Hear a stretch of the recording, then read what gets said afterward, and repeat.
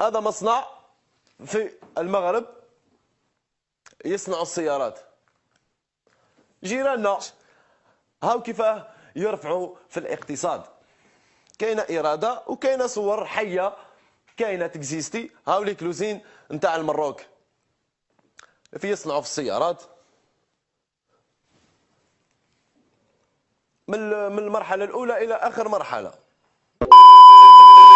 أن النظام الجزائري عنده عقدة من المغرب، كل شيء يحبوا يسجلوها على المغرب. المغرب فيه جزائريين ومغاربة يعملون على إمحاء الحدود، على توحيد الشعوب. وهناك ناس يتكرس لي التفرقة. نقرأ في جريدة يقول لك فرحات مهني ياخذ 250 ألف يورو شهريا من المغرب، يعني 3 ملايين في السنة. فعلى مدى 10 سنوات الراجل هذا يتسمى عنده ثروة. حتى نحيد عن هذه المؤامرة الخارجية. اسمح لي نعطيك دليل. عبد الملك سلال ويحيى يقولوا باللي كانت عندهم أدلة أن فخار كمال الدين مسير من طرف أجانب وممول من طرف أجانب. لما خليني نكمل اسكت. لما جاوا عملوا معه تحقيق أسبوع أجهزة مكافحة التجسس ما لقاوش عليه جرام واحد. سيدي هشام عبود. وبلغة الأرقام يقال في الجارة المغرب كذلك نصف طريق 450 كيلومتر طريق سيار كلفت مليار دولار. هي لانه في المغرب منظم. واحد ما يقدر يقول لي انه المغرب مش قاعد يمشي مليح. المغرب قاعد يمشي مليح. المغرب هو الان هذوك لي كاميرا تاع ابل هذوك راهم في المغرب يا اخي. سكون ابل لا ديلوكاليزاسيون. المغرب ينجح في الديلوكاليزاسيون. لا ميزان نيفو دي زونتربريز يا اخي. المغرب تقدم في لا ميزان نيفو دونتربريز. احنا ما عندنا لا اونتربريز لا ميزان نيفو. حتى من ناحيه لا مانيفاكتور يعني العصريه وين تلقى لي ماشينا كوموند نيميريك الجزائر في الصفر في البنكة. روح شوف المغرب ايش راهو دار. راهو يستثمر في الكونغو في الجابون في كل الدول في السنغال. انا شخصيا يعني في النيجر لقيت يعني بنوك مغربيه هي دوله حدوديه للجزائر ولم القى اي بنك جزائري. بنك جزائري. شوف هاي الناس اللي تخدم. انت لما تقارنا غير بتونس وبالمغرب لا كاليتي دو في كيفيه المغرب بارح دار تي جي في. احسن دار تي جي في ودار بور كبير لاغمينا كبير دار وما عندوش لا التي جي في شحال تقام له. كثيرا ما تراودنا الأسئلة عن أفضل بلد في العالم، لا سيما في ظل الأزمات والتوترات الآخذة في التصاعد خلال السنوات الأخيرة. إجابة كشف عنها تقرير أخير للمنتدى الاقتصادي العالمي السنوي في دافوس، وذلك بدراسة حالة 60 دولة. ولكن المؤسف في التقرير أن الجزائر جاءت في المرتبة الأخيرة. في المقابل حصدت السعودية المرتبة 29 لتكون بذلك الأولى عربيا، تلاها المغرب الذي حل في المرتبة 35، ثم مصر 39، فتونس في المرتبة 47 والأردن 51، وأخيرا الجزائر في المرتبة 60 والأخيرة. اليوم رانا نتكلموا عن المغرب. مصنع طنجة رونو بطنجة تم افتتاحه في 2012. مصنع رونو بوهران تم افتتاحه في 2014. مصنع رونو بطنجة أنتج 1,000,000 سيارة.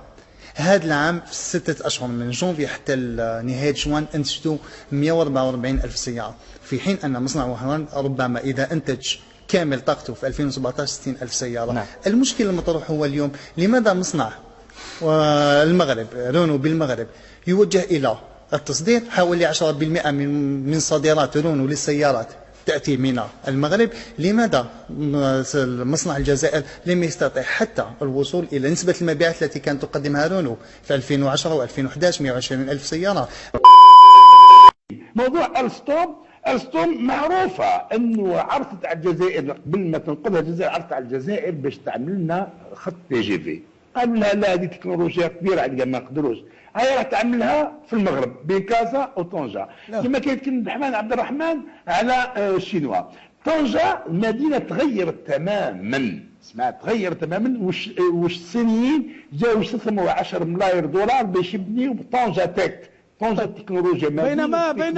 بينما هم ياخذوا 3 ملاير تقريبا تكلفة المشروع على كل باش يبنيوا جامع بوتفليقة أو جامع الجزائر العظيم في الجزائر يعني مثلا، بينما ليس هناك مستشفيات. شوف تعرف كاين حاجه، انا راني نزور في المغرب هذه الايام، وراني نمشي من ناظور لطنجه لدار البيضاء للرباط.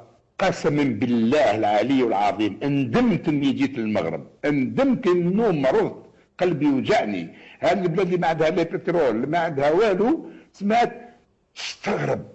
تشوف اوتوروت من وجده للدار البيضاء ما كاش متره واحده محفره ولا مكسره. تشوف البنيان العمران دار البيضاء خلاص هربوا علينا، هربوا علينا ب 20 سنه. انا غرت منهم وليت نحسد، حسدتهم ما عندهم لا بترول لا والو. حنا 1000 مليار دولار دخلت لنا في 10 سنين، بنينا مسجد وما كملش. خلونا بعد تكون تحكي على السوق. احنا شفنا مثلا الدول اللي قويه في افريقيا شكون هي؟ كانت 3 دول. الاولى هي الصين، الان دخلت بقوه بكل صراحه واستثمرت في افريقيا الشرقيه. فيه فرنسا في دول الساحل في شمال افريقيا وكذلك في افريقيا الغربيه. وفيه دوله اللي هي جارتنا هي المملكه المغربيه اللي استطاعت انها تدخل الى اسواق افريقيه من طرف رجال الاعمال، يعني كان في تدعيم من طرف المخزن المغربي الى رجال الاعمال المغاربه، واستثمروا في موريتانيا، استثمروا في السنغال، استثمروا في غينيا بيساو، استثمروا في مجالات متعدده، في مجالات متعدده، فتحوا بنوك، نعم. فتحوا كذا غيرها. اذا السر في تطور مراكش كمدينه سياحيه مقارنه بالجزائر العاصمه ولا وهران ولا تلمسان ولا قطاع الخدمات مطور بزاف تما.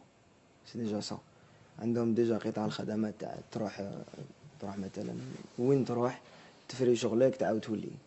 عندك لي طاكسي اش 24، عندك لي بوس اش 24، عندك لي ريستورون حالين تقدر تقول توت لا ماتيني تو لو سوار في العيد في رمضان في اسمو. حنا في رمضان داكور سي ساكري، مي كاين سواح يجوا نسحقوهم. كاين في العيد، حنا في العيد جو في بليزيور فوا في العيد يقول لك الخبز ما كاش باش تشريه. كاين كلش. انا جوزت العيد تما شغلك عايش نورمال، الناس حالين بارتو اون بليس عندهم يعرفوا يمرحبوا بالكليون.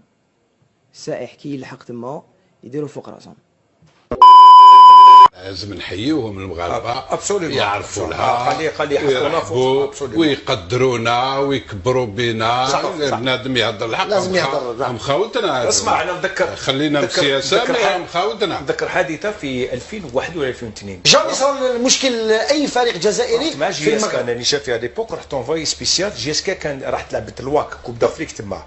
دانا ليبوك البريزيدون تاع الواك الدوبلالي سي الدوبلالي دانا اون ريزيدون دارنا عشاء تو سا افيك دي كادو وكرموا الصحفيين لكل البيعت. انا كلش انا كنت انا بارتي مع حناشي مو شيف حناشي، كنت نقصر انا وياه. قال لي انا حاير كيفاش ندير لهم في الروتور، جو ني با او لي راملي بور لور فار كاع واش داروا لنا. قال لي واش بقات لي غير لا ريزيدونس تاع الوالي، جو في دوموندي لا ريزيدونس تاع الوالي باش نرجع لهم. قال لي ما عنديش وين ندير لهم واش داروا لنا في المغرب يجوزوا او لي زاكوير. لا كل الفرق الجزائريه سمير باش تشوف يعني كل بوان جامي كان عندنا. وما ميم باردون ميم كي تروح تما كي لي بون لي زونفاي سبيسيو لي جورناليست يكبروا هذيك لاي بي اس لاجونس هذيك دو لا بريس الصحافه الرياضيه كرم دائما الصحافه الرياضيه تروح الجزائريه تما. هذا شيء عرفت المغرب يعني باش نحبوا درنا كان نعمل مقارنه خفيفه.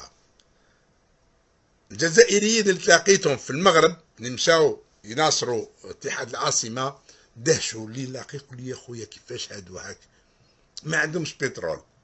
ما عندهمش بترول راهم خير منا.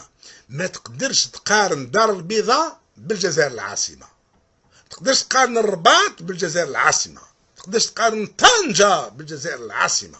ما تجيش تقول لي رانا خير من تونس وخير من المغرب والصحافه المبطحه لما تجي تقول راكم تدافعوا عن المغرب. انا ما ندافعش عن المغرب، نقولها ونعاودها. المغرب عنده رجاله وعنده نساء تاعو، عنده ولادو اللي يدافعوا عليه. سمعت انا المغرب كي نشوف هكذا نقول علاش ماشي بلادي كي هكذا. وكل الجزائريين اللي مشاو للمغرب متاكدين انه غلق الحدود السبب تاعو انه باش الجزائريين ما يكتشفوش المغرب، ما يعرفوش كاش داير المغرب وما يديروش ثوره. لو تفتح الحدود ما بين الجزائر ووجده ما بين الجزائر والمغرب. الناس يدخلوا الوجده شوفوا وجده كيفاش دايره، والله والله والله توقع